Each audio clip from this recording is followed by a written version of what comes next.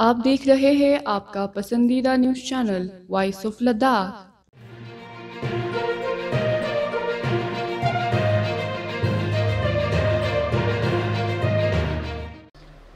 LPS की ये बड़ी उपलब्धि है कि आज अपने जिले से बाहर निकलकर कारगिल और जंस्कर जैसे जगहों पर, लेह जैसे जगहों पर हम लोग जो है अपने संबंधों को, जो हमारी जो व्यापार की नई संभावनाएं हैं, जो इस कोऑपरेटिव मूवमेंट की नई संभावनाएं, उनको तलाशने के लिए हम यहां पर आ रहे हैं। आप लोगों को भी इसके लिए तैयार कर रहे हैं। आप हमारी सफलताओं से सीखेंगे और हमारी जो विफलताएं हैं उससे भी सबक लेते हुए आप अपने आप को इस तरह से शुरुआत से ही तैयार करेंगे कि हम इनकी सफलताओं के साथ साथ चलेंगे। हम इनकी जो असफलताएं उससे सबक लेते हुए पहले से हम इन चीजों से किनारा करेंगे। अब मैं जो हमारी जो प्रोड्यूसेस हैं, जो कल्टीवेशन हम तैयार करते हैं, जो फसलें हम तैयार करते हैं, उसके बारे में मैं कुछ बात रखना चाहूँगा। कि जैसे मैंने पहले बताया कि हम क्लाइमेट में एक जैसे हैं, जलवायु हमारा एक है, हमारे जो खेती बाड़ी करने का तरीका है वो भी लगभग एक जैसा ही है, इरिगेशन का सिस्टम है, सारी चीज़ें सिमिलर हैं। तो इसमें मैं पहले जो लाहौल स्पीति का जो हमारे जो फसलें हैं किस तरह से हम तैयार करते हैं उसके बारे में बताऊंगा, और उसके बाद हम यहाँ पे जो संभावना है उसकी भी बात करेंगे। लाहौल स्पीति के अंदर 1966 में मैंने बताया कि कोऑपरेटिव मूवमेंट ये जो शुरू हुआ है एलपीएस, और उसके बाद ये जो बीज आलू का जो है हमने काम करना शुरू किया। तो शुरुआत के दिनों में लगभग जो है ये जो 2-3 दशक रहा है 2000 तक का, 2010 तक का, ये कह सकते हैं कि लाहौल का जो है 60% 70% खेती जो है इसी की बीज आलू की होती थी। बीज आलू के बारे में आप बताएंगे, हम आलू को आलू की तरह ही देखते हैं कि ये आलू है, आलू सब्जी की चीज है, इसको खाते हैं, लेकिन हमें ये पता नहीं है कि सब्जी आलू की जो तैयार हो रहा है इसका क्या प्रोसेस है। आलू जो है एक ब्रीडर सीड, जो हिमाचल प्रदेश में कुफरी के अंदर, शिमला के अंदर ही CPRI है, सेंट्रल पोटैटो रिसर्च इंस्टीट्यूशन। ये इंस्टीट्यूशन कुफरी के अंदर, शिमला में एक जगह है कुफरी, उसके अंदर इसका रिसर्च सेंटर है। यहां पर आलू की विभिन्न किस्मों की जो ब्रीडर सीड है उसको तैयार करती है। इनके लेबोरेटरीज वहां पे हैं, इनका पूरा का पूरा सिस्टम वहां पे है, और ये ब्रीडर सीड तैयार करके हिमाचल गवर्नमेंट के माध्यम से हमारे किसानों को इस बीज का डिस्ट्रीब्यूशन होता है। ये ब्रीडर सीड है, मतलब बीज की जो है सबसे शुरुआती स्टेज है।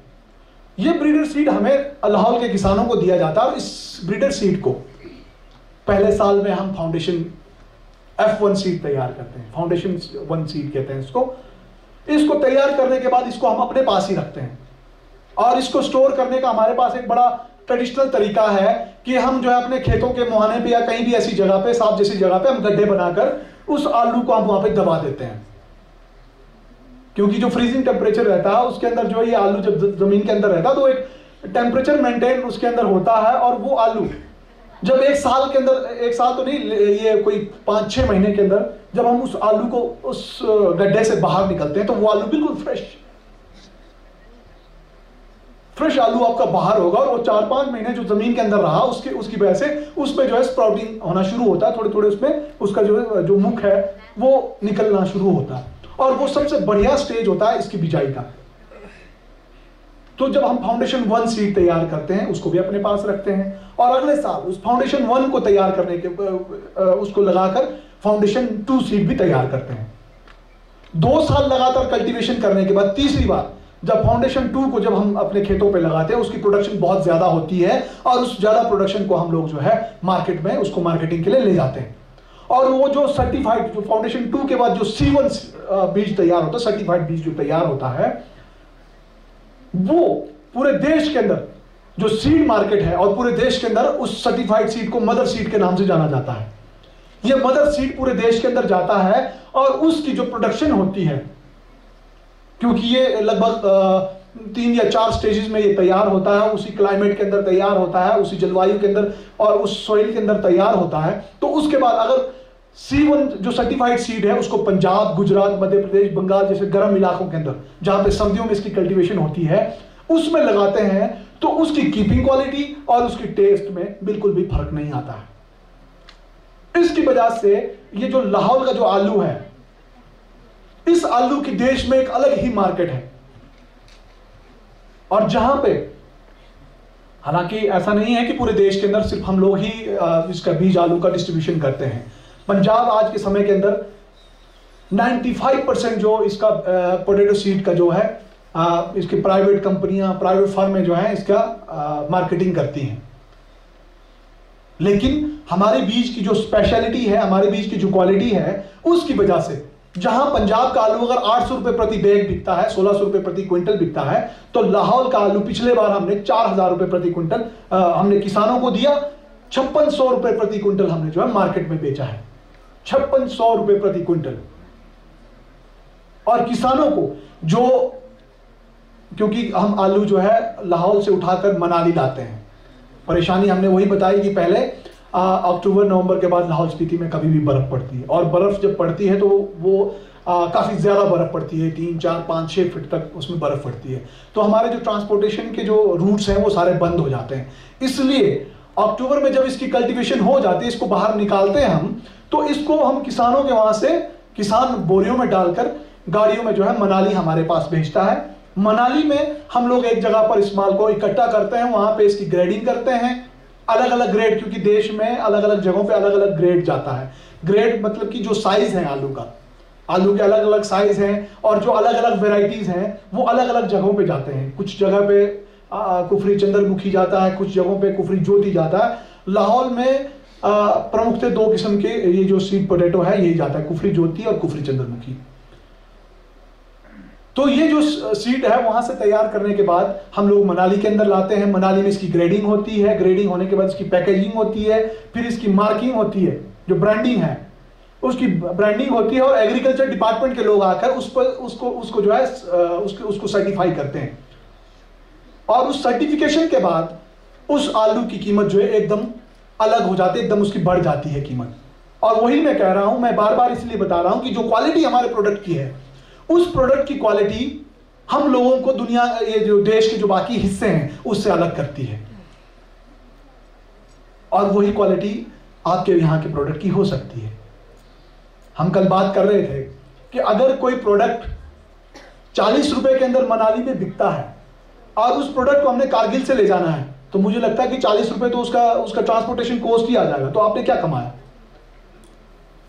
लेकिन अगर सिमिलर प्रोडक्ट को, ऐसे प्रोडक्ट्स को जो किसी स्पेशल क्वालिटी के साथ अगर मार्केट में जाता है, तो उसका एक अलग ही, उसकी अलग कीमत होगी। अगर वो 100 रुपए में मनाली के अंदर बिकेगा, अगर उसमें 40-50 रुपए अगर उसका ट्रांसपोर्टेशन कॉस्ट आता है, तब भी 50 रुपए अगर आपको मिलते हैं, तो वो बहुत बड़ी कीमत है उसकी। और किसान जो इतनी मेहनत करके अगर फसल तैयार करेगा, तो उसको एक अच्छी कीमत हम एक्सपेक्ट करते हैं कि मिलनी चाहिए। तो ये सारी चीजें जो है हम लोगों को एक दूसरे से रिलेट करती हैं। तो जो आलू मैं बता रहा हूं कि 1600 रुपए प्रति क्विंटल पंजाब से बिकता है, वो आलू जो है पिछले साल हमने 5600 रुपए मनाली के अंदर हमने बेचा है। मनाली से पंजाब का किराया, फिर पंजाब से जहां पे वेस्ट बंगाल जाता है, महाराष्ट्र जाता है, गुजरात जाता है, वहां का ट्रांसपोर्टेशन कॉस्ट अलग से है।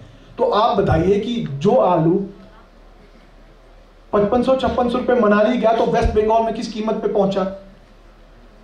वो लगभग 6-6,500 की कीमत पे पहुंचा। लेकिन उसके बावजूद भी वहां पे किसान उसको मांग रहे हैं और उसको कल्टीवेट कर रहे हैं। क्यों? क्योंकि उसकी क्वालिटी है, उसकी डिमांड है, और जिस तरह पैसा मार्केट उसको मांगता है, बाजार उसको मांगता है, उसको उपलब्ध करवाया जाता है। इसीलिए संगठित होकर और सोच समझकर काम करने की आवश्यकता है कि आपका कौन सा ऐसा प्रोड्यूस आपको तैयार करना है जिसकी कीमत जो है बाहर मंडी में जाकर जो है एक अलग कीमत हो। आलू तो आलू है, आप जाओगे, लेकिन आजकल आप मनाली में जाओगे, जो मर्जी आलू होगा, लेकिन बंदा यही कहेगा सब्जी मंडी में अगर 1-2 किलो लेने जाओगे कि जी लाहौल का आलू है, 10 रुपए ऊपर ही होगा उसका रेट। हालांकि वो होता नहीं है लाहौल का आलू, वो कहीं से लाके उठा के लाता है, लेकिन उसकी ब्रांडिंग ऐसी है कि भाई वो कहता है कि जी लाहौल का आलू है, तो वो जो है ग्राहक जो झांसे में आ जाता है, तो 10 रुपए बिना पूछे जो है इसको एक्स्ट्रा दे देता है। तो ये जो आलू हम लोग तैयार करके, जो सर्टिफाइड सीड है, वो पूरे थ्रू आउट कंट्री हम जो है इसकी सप्लाई करते हैं। सप्लाई करने के बाद जो मार्केटिंग हम लोग करते हैं, उसमें हम जो, क्योंकि कोऑपरेटिव है, कोऑपरेटिव का मतलब है सहकारिता, सहकारिता का मतलब है सहकार्य। सहकार्य मतलब हम लोग मिलजुल कर एक दूसरे के साथ मिलकर कोई काम करते हैं, कोई मार्केटिंग करते हैं, उसको सहकारिता कहेंगे। और सहकारिता जब हम लोग मिलजुल कर, क्योंकि हर एक किसान की ये कॉम्पिटेंसी नहीं होती, योग्यता नहीं होती कि वो अपने माल को जो है बाहर मंडियों में जाके उसके लिए आर्गुमेंट करे, उसके लिए लड़े, लेकिन मिलजुल कर कुछ लोग ये काम तो कर सकते हैं। उसके लिए आप एक्सपर्ट्स भी हायर कर सकते हैं, जैसे हमने किया है। हमारे मार्केटिंग के लोग जो हैं हाईली क्वालिफाइड हैं, मार्केटिंग के फील्ड से हैं, तो वो इस काम को बहुत अच्छे से करते हैं, पूरे देश की मार्केट को ऑब्जर्व करते हैं। उसके बाद अपनी जो ब्रांड है उसकी ब्रांडिंग अलग तरीके से करते हैं कि हमारा आलू जो है दूसरे आलू से क्यों डिफरेंट है, वो सामने वाले को बताया जाता है, उसको कन्विंस किया जाता है। और बाद में जब, क्योंकि हमारा तो एस्टेब्लिश्ड है, इसलिए हम लोगों को बहुत ज्यादा एफर्ट करने की जरूरत नहीं है, जोर लगाने की जरूरत नहीं है। लेकिन अगर आप यहां पर ऐसे प्रोडक्ट को तैयार करते हैं तो मुझे लगता है कि शुरुआती संघर्ष आपका ज्यादा होगा, लेकिन एक बार एस्टेब्लिश होने के बाद, स्थापित होने के बाद आपका संघर्ष धीरे धीरे धीरे धीरे करके कम होना शुरू हो जाएगा। तो ये जो प्रोड्यूस वहां से जब हम तैयार करके मनाली के अंदर लाते हैं, जो आपका जो कोई भी गांव है वहां से मनाली तक का जो किराया है, आज के समय के अंदर किराया कम हुआ क्योंकि जो अटल टनल बना है, उस टनल के बाद जो उसकी कॉस्ट कम हुई है, ट्रांसपोर्टेशन कॉस्ट, तो लगभग 50 से लेकर 60 रुपए प्रति बोरी, 100 रुपए से 120 रुपए प्रति क्विंटल जो वहां का किराया आपका लाहौल का मनाली तक का है। तो वो किराया, उसके बाद ग्रेडिंग, पैकेजिंग, उसका जो कॉस्ट आता है, उसको काटने के बाद कोऑपरेटिव का एक हमारा जो जब इसका गठन किया गया था, एक सेट पैटर्न बनाया गया कि अप टू 6%, मात्र 6% तक जो है हमारा जो मार्जिन रहेगा कोऑपरेटिव का, जो हम एक्सपेंसेस करते हैं, जो हमारे कर्मचारी इसमें इन्वॉल्व होते हैं, क्योंकि बहुत सारी चीजें इसमें रिसोर्सेज इसमें लगाई जाती हैं, तो उसमें जो खर्चा आता है वो सारी चीजें इसको जनरेट करने के लिए अप टू 6% जो हम लोग मार्जिन आपके प्रोड्यूस से हम लोग लेते हैं, और बाकी जो जितना पैसा है वो जो है किसान को जाता है। आपका जो कॉस्ट आया वहां से ये ट्रांसपोर्टेशन और आपका जो ग्रेडिंग पैकेजिंग का जो कॉस्ट आया, उसके साथ हमारा जो 6% का जो मार्जिन है उसको हम अपने पास रखकर बाकी जितना पैसा है वो किसान के पास दिया जाता है। आज हमारे पैरेलल में कुछ 2-3 कंपनियां, प्राइवेट कंपनियां इसमें काम कर रही हैं, लेकिन प्राइवेट कंपनियों का सीधा सीधा कॉन्सेप्ट है, पैसा दिखाया जाता है। हम लोग अभी भी फोर सेल ले रहे हैं। जब एलपीएस का थोड़ा सा ग्राफ गिरा था, जब लोकप्रियता गिरी थी, उस समय के अंदर प्राइवेट फार्म बहुत ज्यादा उसमें उन्होंने बूस्ट किया। वो लोगों के बीच में गए, उन्होंने लोगों को पैसे दिखाए कि आप कोऑपरेटिव में भेजोगे, पता नहीं ये क्या करेंगे, लेकिन हम आपको कैश दे रहे हैं। तो जहां पे आलू का मार्केट अगर 1200 रुपए, 1000 रुपए अगर मार्केट के अंदर है, उन्होंने 600 रुपए में उसको खरीद लिया। ग्रेडिंग पैकेजिंग का कॉस्ट उनको भी आया, लेकिन जो 200 रुपए आया, उसके बाद जो 600-700 रुपए था जो एक्स्ट्रा, वो उसकी प्रॉफिट में, उसके जेब में गया। उसने किया कुछ नहीं, उसने सिर्फ मार्केटिंग का काम किया, लेकिन किसान ने जो साल भर मेहनत करके जो प्रोड्यूस तैयार किया, उससे ज्यादा उसने 1 महीने की मार्केटिंग में उससे ज्यादा पैसा अपनी जेब में डाला और करोड़ों रुपए जो उन्होंने कमाए। तो जब से सहकार मूवमेंट, जब से हम लोग फिर से एक बार ट्रैक पर आए हैं, अब जो है ये बिजनेस गड़बड़ा गया है। पिछले साल प्रेस कॉन्फ्रेंस के माध्यम से एलपीएस प्रबंधन ने, मैंने खुद प्रेस कॉन्फ्रेंस करके चुनौती दी थी सभी संस्थाओं को, सभी कंपनियों को, कि जो रेट इस बार हम कोट करने जा रहे हैं, अगर ये रेट अगर आप दे सकते हैं तो हम चुनौती देते हैं कि आप ये रेट देकर दिखाइए।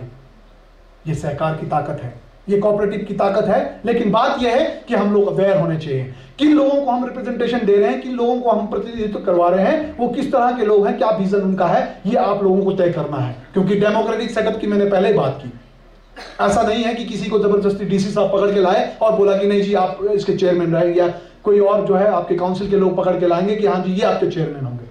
उसकी पूरी की पूरी जिम्मेवारी जो है लोगों को दिया गया है, आप लोगों को दिया गया है। अगर किसी पूरे कारगिल के क्षेत्र में अगर ये कोऑपरेटिव सोसाइटी बनाई जाती है, तो हर क्षेत्र के लोगों को रिप्रेजेंटेशन दिया जाएगा, प्रतिनिधित्व दिया जाएगा, और अपने क्षेत्र के किसानों की बात रखने का और उसकी मार्केटिंग के बेटर तरीकों को जो अपनाने का जो वो होगा, उस प्रतिनिधि के माध्यम से आप उसको लागू कर सकते हैं, उसको इंप्लीमेंट कर सकते हैं। लेकिन सही तरीके से किया जाना और उसकी मॉनिटरिंग कैसे करनी है, उसकी जिम्मेवारी आपकी है। क्योंकि अगर कोई कोऑपरेटिव सोसाइटी बनाई जाती है, हम लोगों को बनाया गया, तो उसको लाहौल के किसानों ने इस सोसाइटी का गठन किया और उसकी चाबी अपने हाथ में है, लेकिन बशर्ते यह कि आपको उस चाबी का इस्तेमाल करना आना चाहिए। प्रगतिशील लोगों को, प्रोग्रेसिव लोगों को और जो काम करने वाले लोग हैं, अगर उन लोगों के हाथ में चीजें जाएंगी तो जाहिर सी बात है इसमें दिक्कत नहीं होगी। और यही यही सीखने योग्य बात जो है, अभी तक मैं बार बार कह रहा हूं कि आप हमारी अच्छाइयों से भी सीख सकते हैं और जो हमारी बुराइयां हैं उनसे सबक ले सकते हैं। तो हमारी बुराइयों में एक बुराई यह भी रही कि जो प्रतिनिधित्व जो बोर्ड में जो गया उसमें लोगों ने ध्यान नहीं दिया, और जो ट्रेडिशनली चल रहा था कि जबरदस्ती पकड़कर किसी को भी लाया जा रहा, किसी नेता के इशारे पर कर दिया कि ये आदमी ठीक है, ये हमारी पार्टी का है, ये हमारा आदमी, आप इसको रिप्रेजेंटेशन दे दीजिए, तो उसमें चीजें आगे नहीं जाएगी। आप कंपिटेंसी के आधार पर अगर मैनेजमेंट दोगे हाथ में तो कोई सवाल ऐसा नहीं उठता कि भाई कोई काम जो है नहीं होगा। तो सहकारी जो मूवमेंट है उस मूवमेंट के साथ जो है इसको क्लब किया गया, और जो रिजल्ट्स उसके आए वो आज सबके सामने है। फिर ये जो आलू की मार्केटिंग है, इसके साथ साथ में जब एलपीएस अपने चरम पर थी तो एलपीएस प्रबंध समिति ने और किसानों ने ये डिमांड की कि आप क्यों ना जो है दूसरी जो सब्जियां हैं हमारी उसको भी हम करें। तो मैंने पहले बताया कि लाहौल में 2010 तक लगभग 60 या 70% जो टोटल खेती है उसमें जो है आलू का इसका कल्टीवेशन किया जाता था। उसके बाद 80s के अंदर जो है इसमें मटर इंट्रोड्यूस किया गया।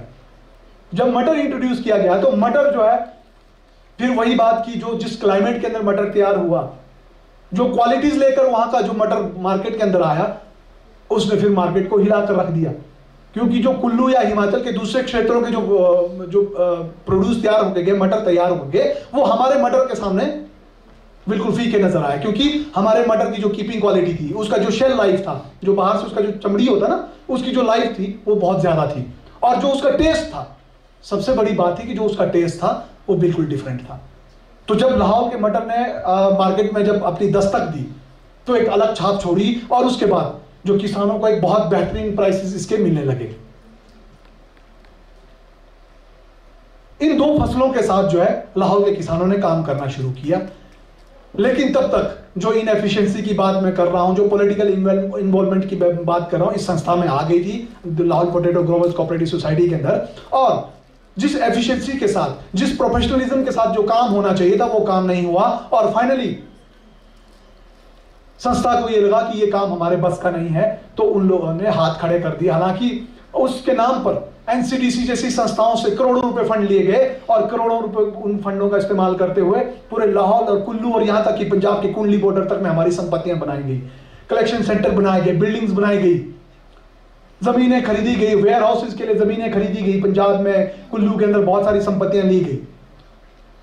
लेकिन उसको मैं अभी तक जो रिकॉर्ड्स देख रहा हूं, जो अभी तक मैं अपने लोगों से बातचीत करके जो मैं समझ पाया हूं, उसमें मुझे यही लगा कि जिस प्रोफेशनलिज्म की कमी आलू की मार्केटिंग में रही बाद के दौर में, वो जो है उसी उन नकदी फसलों में भी रही, और उस वजह से मटर के फसल में उसकी मार्केटिंग में जो है ये कोऑपरेटिव कामयाब नहीं हो पाए। लेकिन जब से हम लोगों ने प्रबंध समिति में हम लोगों ने कदम रखा है, हम लोग नई संभावनाओं की तरफ, हम पहले भी कह रहे हैं कि हम नई संभावनाओं की तरफ देख रहे हैं। और अब लाहौल के अंदर जो हॉर्टिकल्चर में जैसे ये जो क्लाइमेट थोड़ा सा चेंज हुआ है और थोड़ा सा गर्म हमारा क्लाइमेट हुआ है, तो हमारे वहां पे सेब की कल्टीवेशन बहुत ज्यादा होने लगी है। अब सेब जो है बहुत ज्यादा वहां पे तैयार हो रहा है, और फिर वही बात कि जो सेब की क्वालिटी है, उसकी जो शेल लाइफ है, उसका जो टेस्ट है, वो पूरी दुनिया की पूरे जो हिंदुस्तान का जो सेब है उससे बिल्कुल अलग है। लेकिन क्योंकि अभी अभी ये मार्केट में आया है, इसलिए अभी ब्रांड नहीं बन पाया, और ना ही इसकी ब्रांडिंग की कोई कोशिश हुई है। प्राइवेट लोग आते हैं, वो आते हैं आपके बगीचे में, देखते हैं अच्छा कितना सेब है, इतना सेब है, 1 लाख रुपए दूंगा, 2 लाख रुपए दूंगा, 3 लाख रुपए दूंगा, सेब की क्वांटिटी के हिसाब से वो करते हैं। क्वालिटी पे डिस्कशन वो नहीं करते हैं। क्यों? क्योंकि अगर वो क्वालिटी को डिस्कशन करेंगे तो किसान जागरूक हो जाएगा, उसको पता लग जाएगा कि भाई मेरा तो सेब बहुत अच्छे उसमें बिक रहा है, तो वो जो है उसके रेट्स को बढ़ा देगा। तो जो प्राइवेट जो लोग काम कर रहे हैं वो कभी भी नहीं चाहेंगे कि कोई आपकी एक चीज जो है ब्रांड बन जाए, और उस ब्रांड बनने के बाद जो है हम लोगों की मुसीबतें खड़ी हो जाए जो मार्केटिंग कर रहे हैं। क्योंकि वो आपसे तो बिना ब्रांड के ले रहे हैं, लेकिन आगे तो ब्रांड बनाकर बेच रहे हैं। वो उसकी क्वालिटी बता रहे हैं कि ये सेब है, अगर 2 महीना भी आप इसको कमरे के अंदर रख दीजिए कुछ नहीं होगा। और उस सेब के अंदर जो जूस है, जो जूसी जो फ्रूट्स हैं, वो अपने आप में बिल्कुल डिफरेंट है। तो अब हम लोग जो है अगले साल से सेब के फील्ड में भी काम करने वाले, और जिस तरह से लाहौल का आलू पूरे देश के अंदर एक अलग ब्रांड के नाम से बिकता है, उसी तरह से जो लाहौल स्पीति का जो सेब है अब एक अलग ब्रांड के साथ आएगा और हम कोशिश करेंगे कि उसका जो सप्लाई है हम आपके इलाकों में के अंदर भी करेंगे। तो ये सहकार की ताकत है कि अगर हम लोग करना चाहें, बहुत ऑर्गेनाइज तरीके से किसी भी चीज को करें तो हम कर सकते हैं। और ये जो है आने वाले समय के अंदर, क्योंकि हमारे संबंध अभी स्थापित हुए हैं और ये संबंध जो है मुझे लगता है लंबे समय तक चलना है, तो अगले बार जब हम आपसे रूबरू होंगे तो मुझे लगता है कि एक सक्सेस स्टोरी में हम आपके साथ सेब का बिजनेस और सेब की मार्केटिंग और ब्रांडिंग का जो हम लोगों का जो इनिशिएटिव होगा उसको भी हम आपके साथ शेयर कर रहे होंगे। पिछले 5-10 सालों के अंदर लाहौल के अंदर एक और फसल इंट्रोड्यूस हुआ, वो है कॉलीफ्लावर, फूल गोभी। इस फूल गोभी ने लाहौल की जो खेतीबाड़ी है उसके क्षेत्र में नई क्रांति लाई है और लोगों की जो आमदनी है, जो खेतीबाड़ी से जो आमदनी होनी थी उसको कई गुना बना दिया। क्योंकि अगर किसान को 15, 20, 25 रुपए अगर खेत के मुहाने पे अगर उसका रेट मिल रहा है तो वो जो आलू और उसके कंपैरेटिवली बहुत अच्छी अर्निंग्स उससे किसानों को होने लगी। लेकिन बात यह है कि ये फसलें बहुत ज्यादा मेहनत मांगती हैं और आज के समय के अंदर लोग जो है खेतीबाड़ी से ज्यादा दूसरे उसमें जुड़े हुए हैं, अलग व्यवसायों में जुड़े हुए लोग, गांव से शहरों की तरफ पलायन कर चुके हैं, तो एक लिमिटेड उसमें ये काम किया जा रहा है। लेकिन फिर भी लगभग 40 या 50% जो हमारी जो टोटल खेतीबाड़ी है उसमें अब इसका गोभी का जो कब्जा हो चुका है। लेकिन ये जो फसलें हैं, क्योंकि पहले के दौर में गवर्नमेंट का ज्यादा इनिशिएटिव रहता था, गवर्नमेंट के डिपार्टमेंट बहुत ज्यादा इन्वॉल्व रहते थे और लाहौल स्पीति के अंदर जो बीज इंट्रोड्यूस किए गए थे वो गवर्नमेंट रेकमेंडेड सीड थे। आज की डेट में आलू की खेती हो रही है, उसमें ये जो सर्टिफाइड सीड है वो मात्र 20 से 30% हो रही है। उसके साथ साथ आलू की खेती बहुत ज्यादा हो रही है, लेकिन उसमें एक बदलाव ये आया कि अब जो कॉन्ट्रैक्ट फार्मिंग होने लगी है, बड़ी कंपनियां जिसमें मैकेन्स है, बालाजी है, इस तरह की बड़ी कंपनियां जो इस आलू से फिंगर चिप्स और बाकी सारे जो चिप्स के आइटम बनते हैं, आलू के जो फास्ट फूड का जो आइटम बनता है वो तैयार किया जाता है। उसके लिए जो सर्टिफाइड सीड तैयार करने के लिए वो कंपनियां हमें सीड उपलब्ध करवाती हैं और उस सीड को हम लाहौल के अंदर कल्टीवेट करके फिर उसी सीड को हम गुजरात और मध्य प्रदेश उन्हीं कंपनियों को भेजते हैं जिसमें एक फिक्स रेट है। तो जब आलू का मार्केट जो थोड़ा फ्लक्चुएट हुआ था उसमें लोगों को ये जो कॉन्ट्रैक्ट फार्मिंग है इसमें नई संभावनाएं नजर आई थी। लेकिन मैंने पहले ही कहा कि जब आप किसी प्राइवेट व्यापारी के चंगुल में फंसते हैं तो उसका इंटरेस्ट फार्मर का हित कभी नहीं होता है।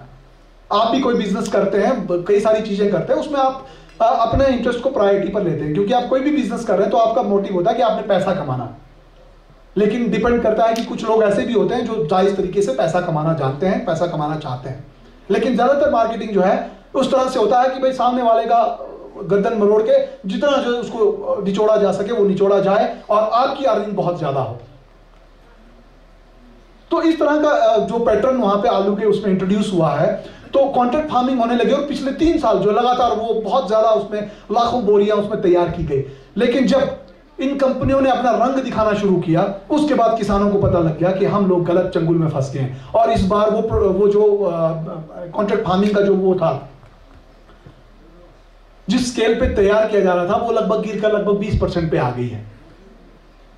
उसमें क्या होता था कि आपको बताया तो गया कि आपको 1 क्विंटल का जो है 2000 रुपए दिया जाएगा और उसमें क्योंकि लोग पूछते थे कि हाँ जी पैसा कब दोगे, क्योंकि हमारा कंसर्न तो यही रहता है कि पैसा कब मिलेगा। तो वो उन्होंने ये कहा कि जी आपका आलू पहली बार जब चंडीगढ़ पहुंचेगा हमारे पास उसके साथ जो है हम 75% पेमेंट आपका करेंगे। और किया उन्होंने 75% उन्होंने पैसा दिया किसान को। लेकिन जो 25% पैसा जो उसके पास बचता है उसमें आपको चिट्ठी आती है कि आपका आलू सड़ा हुआ था, आपका आलू अंडरवेट था, आपका आलू ओवरसाइज था, आपका आलू छोटा था। अब आप चंडीगढ़ या दिल्ली जाओगे तो नहीं अपने आलू को चेक करने के लिए। तो ये बिल्कुल एक सिंपल सा कॉन्सेप्ट तैयार किया गया कि पहले 75% देकर आपका मुंह बंद किया जाए, 25% में आपको घुमा के रख दिया। और हमारे वहां के किसान इस बात को जल्दी समझ गए हैं और इस बार एक वहां पे फिर एक किसान आंदोलन हुआ। पहले तो सबसे पहले सवाल मुझसे हुआ कि ये ब्रीडर सीड जो है आप क्यों प्रोवाइड नहीं करवाते हैं, जबकि मेरी रिस्पॉन्सिबिलिटी या इस संस्था की रिस्पॉन्सिबिलिटी ब्रीडर सीड को प्रोवाइड करने की नहीं है। उसके बाद जो है हम लोगों ने, क्योंकि हम जनता का प्रतिनिधित्व करते हैं, तो हम हिमाचल प्रदेश में जो हमारे जो मुख्यमंत्री हैं, हमारे जो कंसर्न मिनिस्टर्स हैं और उसके बाद जो हमारे चीफ सेक्रेटरी एग्रीकल्चर हैं, इनसे हमने बातचीत की और ये जो ब्रीडर सीड है इसकी डिमांड को हमने बहुत ज़्यादा बढ़ा के इस पर दिया है। लेकिन दुर्भाग्य ये है कि इस व्यवस्था में हर चीज जो है ऊपर से उसकी मॉनिटरिंग हो रही है। और जो मैं ये कह रहा हूं कि पंजाब का जो सीड आज के डेट में पूरे देश के अंदर 95% जो इस पे हावी है, वो एक सीड माफिया के तौर पर काम कर रही है। और जो ब्रीडर सीड हमें मिलना चाहिए था, वो ब्रीडर सीड हमें नहीं मिल पा रहा है। उसमें एक साजिश ये है कि धीरे धीरे जो है लाहौल का जो सीड है, उस सीड पोटैटो को खत्म करके उसके बाद पंजाब की जो सीड माफिया है उसको मार्केट में हावी करवाया जाए। और सन 2018 में भारत सरकार की तरफ से एक गजट नोटिफिकेशन निकाला गया, उसमें यह कहा गया कि लाहौल का जो आलू है या हिमाचल का जो आलू है उसमें सिस्ट निमेटोड करके एक वायरस है। अचानक से पूरे लाहौल, पूरे हिमाचल का जो आलू है उसको हिमाचल से बाहर ले जाने के लिए बैन करवा दिया। तो लकीली हमारे जो वहां के जो विधायक हमारे लाहौल स्पीति के, उस समय हिमाचल प्रदेश सरकार में कृषि मंत्री भी थे, उन्होंने भारत सरकार में या सरकार के स्तर पर जो भी उन्होंने प्रयास किए, और 6 दिन पहले जिस आलू में सिस्ट निमेटोड नाम का वायरस था, 6 दिन बाद उन्होंने जो ऊपर पैर पकड़े, उसके बाद वो सिस्ट निमेटोड वायरस अचानक से गायब हो गया और हम लोग फिर से मार्केट में बन गए। तो ये क्लियर इंडिकेशन है कि ये जो माफिया है वो किस तरह से काम करे। और इस सिस्ट निमेटोड के चलते जब बंगाल में हम लोग नेक्स्ट ईयर गए तो उन्होंने हमें बताया कि जब ये सिस्ट निमेटोड की वजह से लाहौल का आलू जब बंद हुआ तो पंजाब का आलू जहां 800 रुपए किलो बिकता था, 800 रुपए एक पैकेट बिकता था 50 किलो का, 4000 रुपए पैकेट बिका। तो ये इस तरह की चीजें हैं इसमें, क्योंकि ऊपर की चीजों पे फिलहाल हम लोग कंट्रोल नहीं कर सकते, क्या हो रहा है क्या नहीं हो रहा, क्योंकि हम लोगों को पता ही नहीं, तो हम क्या कंट्रोल करेंगे। लेकिन जब जो लोग इन्वॉल्व हैं इसमें, कोऑपरेटिव मूवमेंट के माध्यम से, एलपीएस के माध्यम से मैं जुड़ा हूं, इसलिए मुझे मेरी बात समझ में आ गई। तो जब मेरी बात समझ में आ गई तो मैंने जो है आगे किसानों को बात बताना शुरू किया। किसानों के बीच में यह माहौल बना और किसान अपनी तरफ से अलग सरकार से डिमांड करने लगे कि हमें ब्रीडर सीड प्रोवाइड करवाया जाए, नहीं तो हम देख लेंगे। आज पब्लिक इस डेमोक्रेटिक सेटअप के अंदर आपके पास जो चाबी है वो किसी के पास नहीं है। तो जिस ताकत के साथ अब जो ब्रीडर सीड की डिमांड आने लगी है और जिस हिसाब से हम लोग जो लीड कर रहे हैं सरकार में, हम जो मुंह पे बात कर रहे हैं कि आप लोगों को हमें जो है ये सीड उपलब्ध करवाना होगा, तो वो अब जो है उसमें थोड़ी सी ढील हुई और वो सीड जो है अब हमें ये उपलब्ध करवाया गया है। तो उसी तरीके से हम लोगों ने यहाँ भी अगर हम चाहें तो हम काम कर सकते हैं। और जंस्कर के अंदर जो जंस्कर फेस्टिवल में हमारा जाना हुआ तो वहां पे एक स्टॉल लगा हुआ था एग्रीकल्चर डिपार्टमेंट का, उसमें जो प्रोड्यूसर्स थे, जो भी उत्पाद तैयार थे, वो बिल्कुल वही प्रोड्यूस है जो लाहौल स्पीति के अंदर हम लोग तैयार करते हैं। वो जो शलगम जो है, एक वो जो बड़े बड़े, उसका मैं नाम भूल गया, शलगम की प्रजाति का है, वो हम सर्दियों में स्टोर करके रखते हैं, आप लोग भी खाते हैं, हम भी खाते थे, अभी तो हमारे वहाँ कम हो गया, लेकिन वो हमारे आपके यहाँ पे मैंने देखा है। उसके बाद आपका ब्रोकली है, आपके पास जो फूल गोभी है, आलू का है, मटर का है, टमाटर का है, जो भी टमाटर हालांकि आपका ग्रीन हाउस में तैयार किया गया। तो इस तरह के जो प्रोड्यूसर्स आपके तैयार हुए हैं, तो मुझे लगता है कि आने वाले समय के अंदर आपके पास बहुत सारी संभावनाएं हैं। मैंने आलू के बारे में बताया और मैं आलू का सिर्फ ये बताना चाहता हूं कि हमारे लाहौल स्पीति के अंदर इस वक्त जो कुफरी ज्योति है, जो हिमाचल गवर्नमेंट द्वारा रिकमेंडेड है, कुफरी चंद्रमुखी है वो भी रिकमेंडेड है, कुफरी हिमालनी है वो भी रिकमेंडेड है।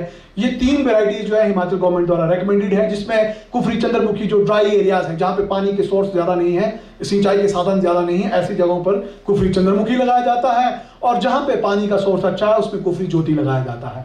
और ये जो हिमालनी है ये दोनों जगह लगाया जाता है।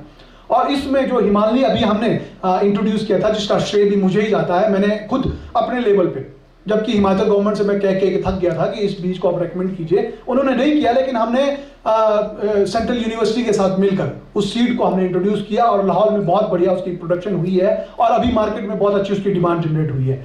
उस सीड की खासियत ये है कि ये जो है बिल्कुल डिजीज फ्री है। आपका पौधा जैसे लगा, मैं जंस्कर में देख रहा था, बहुत बीमारियां थी उसमें आलू के उसमें पौधे में, लेकिन इस बीज के अंदर जो है इस तरह की बीमारियों की कोई दिक्कत नहीं है।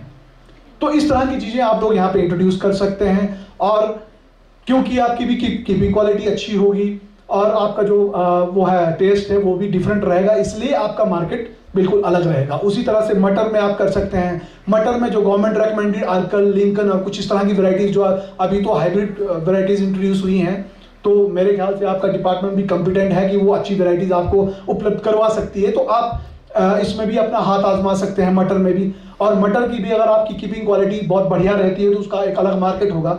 मटर के रिगार्डिंग एक बात और मैं बताना चाहूंगा कि हमारा मटर है, हालांकि बहुत बढ़िया प्राइस पे बिकता है, लेकिन जो जांस्कर से जो सिमिलर जो क्लाइमेट हमारा स्पीति का है, वहां का जो मटर है वो हमसे भी बेटर है, और हमारा जो दाम है उससे लगभग 1.5 गुना या 2 गुना जो है उसका दाम मिल रहा है, और उसकी अलग मार्केट है। वो लोकल मार्केट में हिमाचल में वो मटर आपको कहीं नहीं बिकेगा, वो मटर बिकेगा सीधा दिल्ली और चंडीगढ़ में।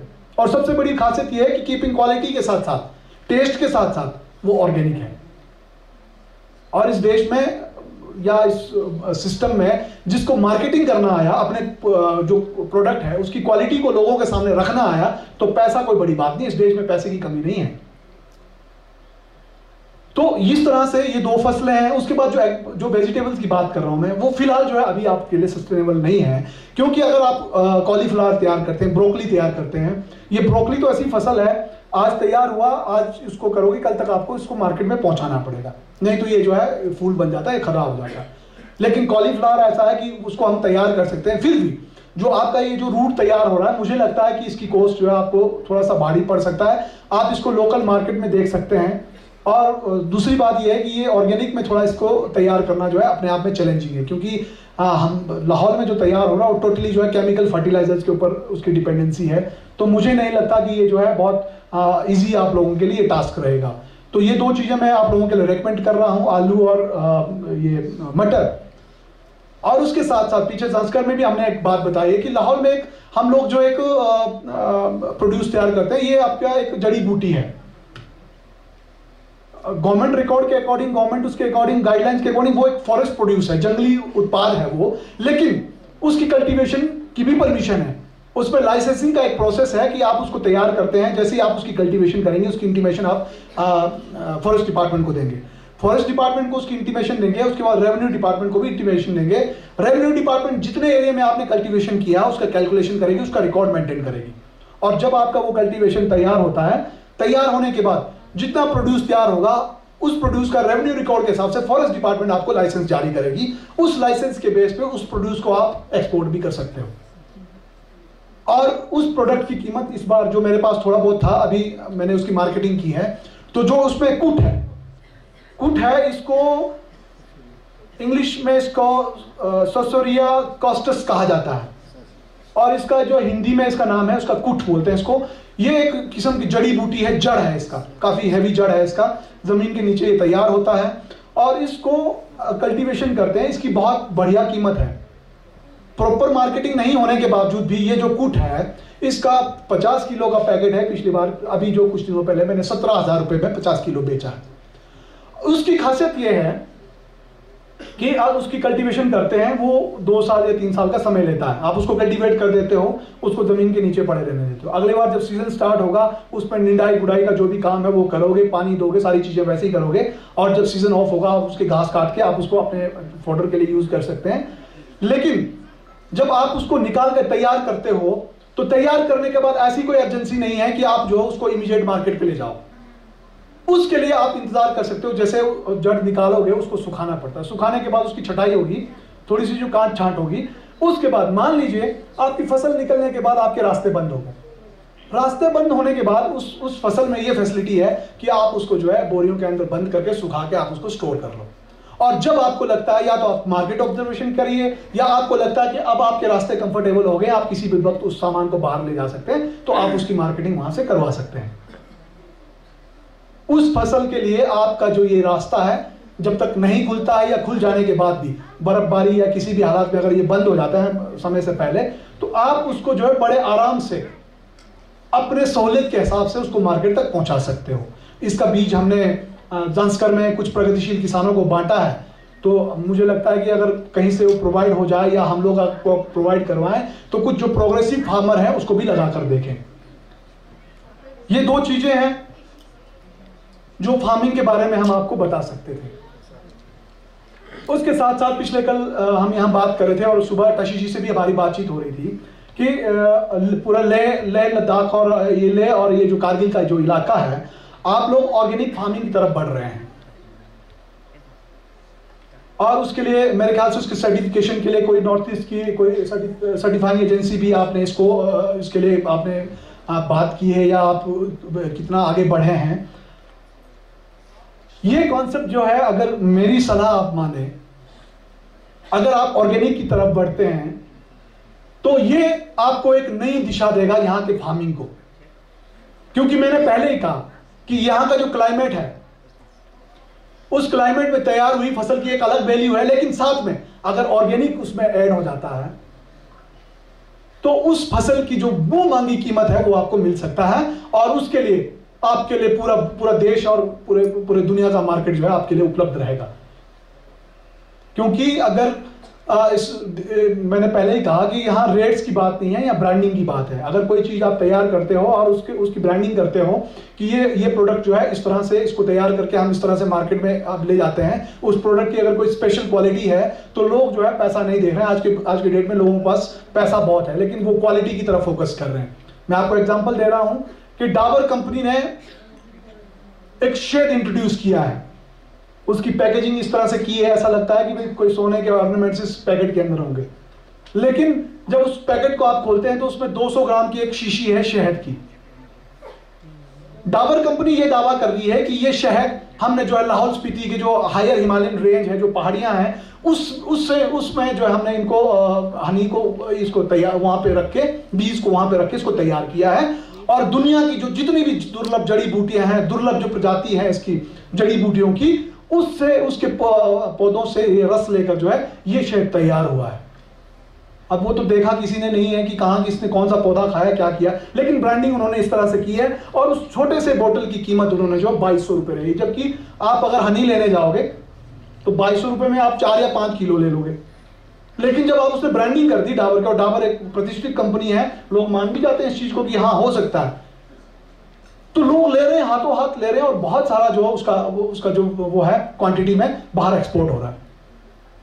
तो आप तो कुछ फर्जी ब्रांडिंग नहीं कर रहे हो, क्योंकि खेती-बाड़ी अभी यहाँ पे शुरू हुआ है और अभी आप इसको कर रहे हो। अभी तक का आपका जो पैटर्न रहा है वो प्योर ऑर्गेनिक बेस्ड है, तो आपको दिक्कत नहीं है। अगर लाहौल स्पीति को आप कहो कि आप ऑर्गेनिक शुरू कर दीजिए, हमारे गवर्नर साहब आए थे, उनका एक ही रट था कि आप जो है ऑर्गेनिक ऑर्गेनिक ऑर्गेनिक कीजिए।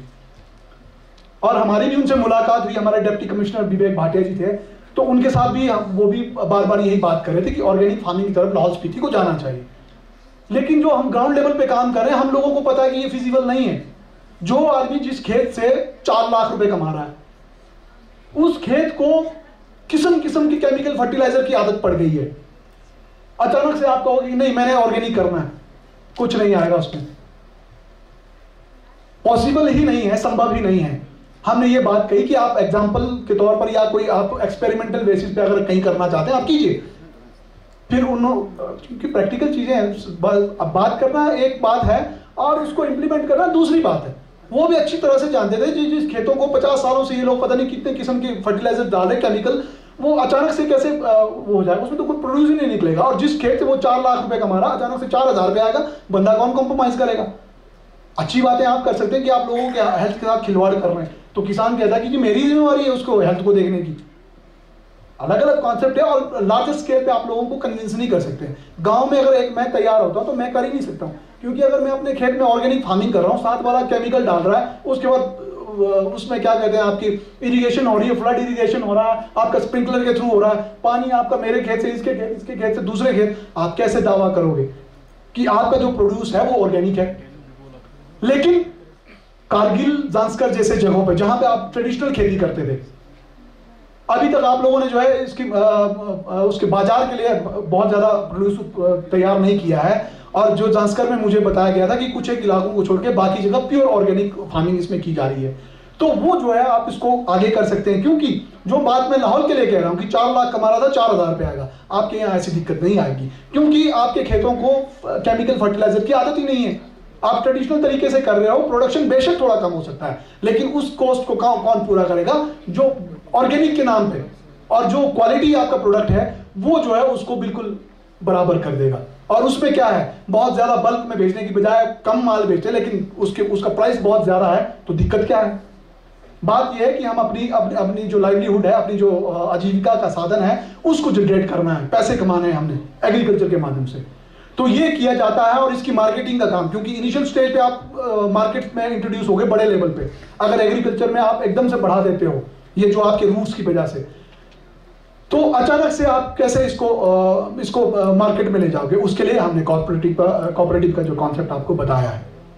दूसरी बात, अभी सुबह टशी जी से बात हो रही थी कि ऑर्गेनिक फार्मिंग तो हम कर लेंगे, लेकिन क्या है कि आज के ज़माने के हिसाब से हमने जो पशुधन है, जो आपने गाय भेड़ बकरी जो भी हम ट्रेडिशनली पालते थे, हमने उसको धीरे धीरे कम कर दिया, क्योंकि उनको चराने के लिए हमारे पास रिसोर्सेज नहीं है, आदमी नहीं है। उसमें क्या हो सकता है कि जो मेरा अपना सुझाव है कि कोऑपरेटिव के माध्यम से, और इसमें भी आपकी स्पेशलिटी है।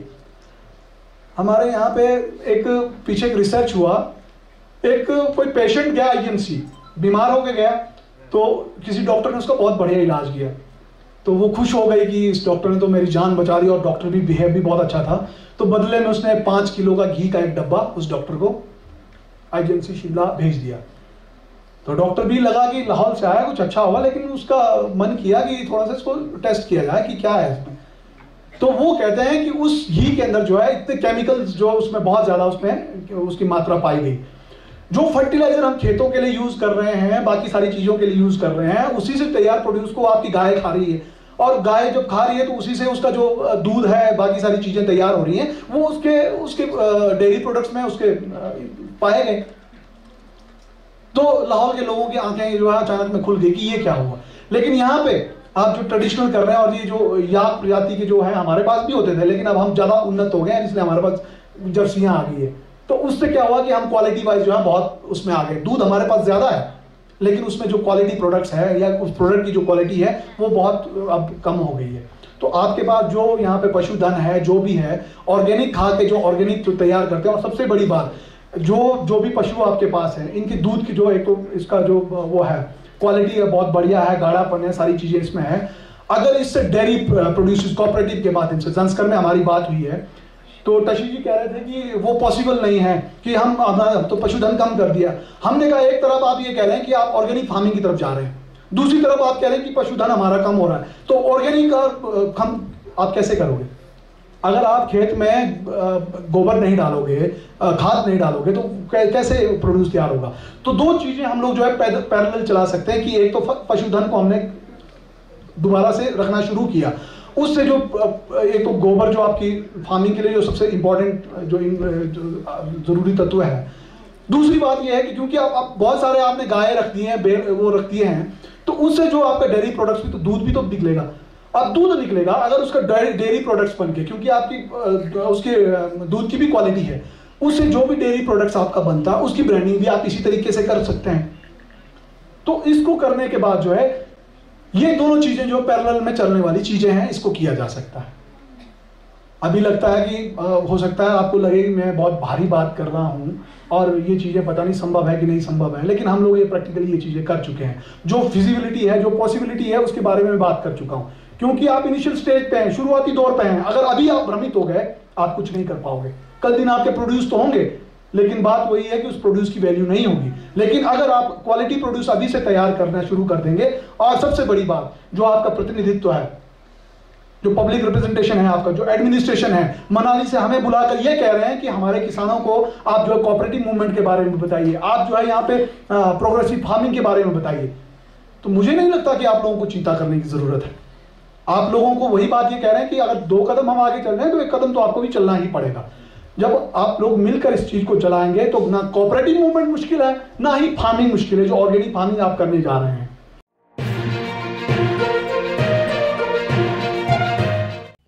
मकामी, कौमी और बैनुल-अक़वामी खबरों से बाखबर रहने के लिए चैनल को लाइक, शेयर और सब्सक्राइब करें। साथ ही बेल आइकन दबाना न भूलें।